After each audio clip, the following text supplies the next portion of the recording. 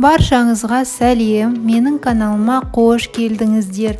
Бүгін сізге қатпарлы самса жасаудың рецептісін көрсететін боламын. Менімен бірге болыңыздар. Ең алдымен біз тұзды ыдысқа салып, суда ерітетін боламыз. Тұз толығымен ерігеннен кейін жұмыртқа және де ұнды қосып, барлығын жақсылап тұрып араластырамыз. Содан соң қамырымызды илейміз. Қамыр осындай болып шығады, қолға жабыспайтындай болу қажет. Қамырды әзірше пленкамен жауып, шетке қоя тұрамын. Әзірше біз самсаның салмасын, яғни начинкасын дайындайтын боламыз. Ол үшін фаршқа мен тұз және бұрышты дәміне қарай қосып қойдым. Сіз өзіңізге ұнайтын кез келген дәмдеуіштерді қосуыңызға болады. Мен сонымен қатар фаршқа картоп қосам, осындай 4 бұрыштарға кестім. Сарымсақ орташа кесілген және де чеснокты қосатын боламын.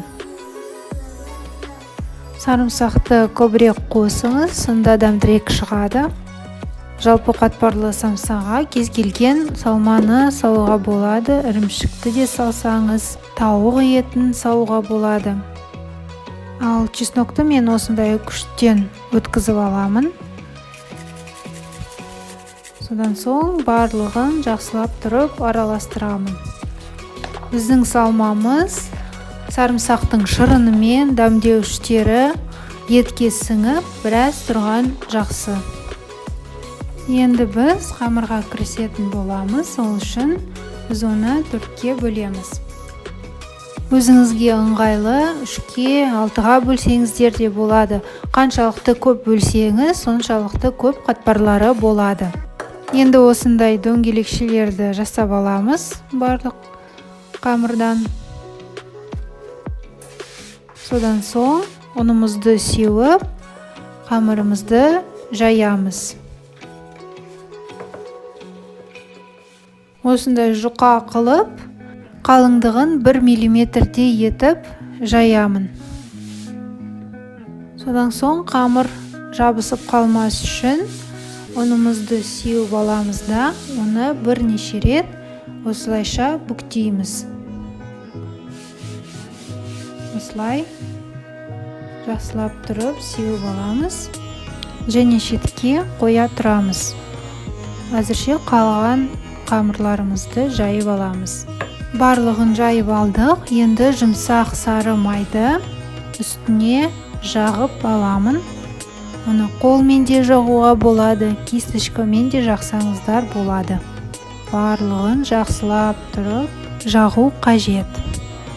Майды жағып алғаннан кейін үстіне қамырды салып, осы процедураны барлық қамырмен қайталауымыз қажет.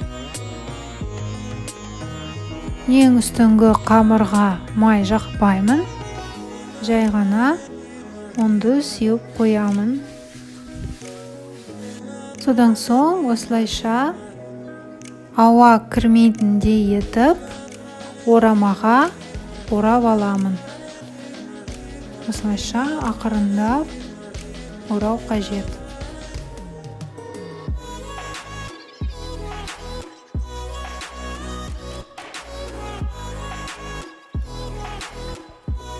Үстіне ұн сеуіп, осылайша орап қоямын.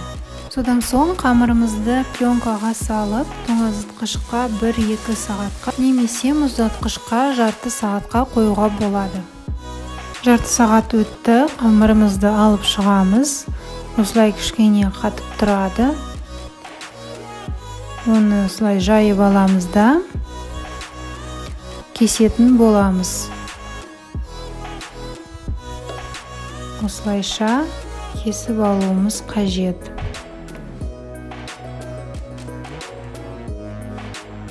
Қатпарлары осындай болып шықты. Қараңыздар. Барлығын қолға жабыспайтындай етіп, ұнға кішкене батырып аламын. ұнға батырып алғаннан кейін әрқайсысын жайып аламын. Жайған кезде оны ортасынан шетке қарай жаю керек осылайша. Ортасын қатты жаймаңыздар, шет жағы жұқарырақ болған дұрыс.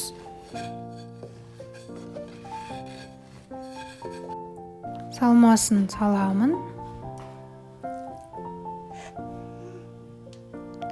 Содан соң осылайша үшбұрышты етіп самса жасаймын. Қарап алыңыздар.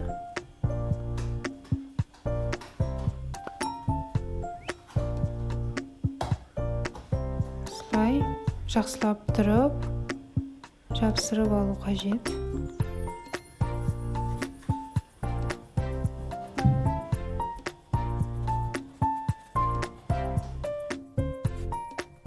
Осылайша барлығын жасап алдық. Противеньге салдым барлық самсаларды. Және де жұмыртқамен жағып алам үстін. Самсаны безендіру үшін үстіне кунжутты себемін.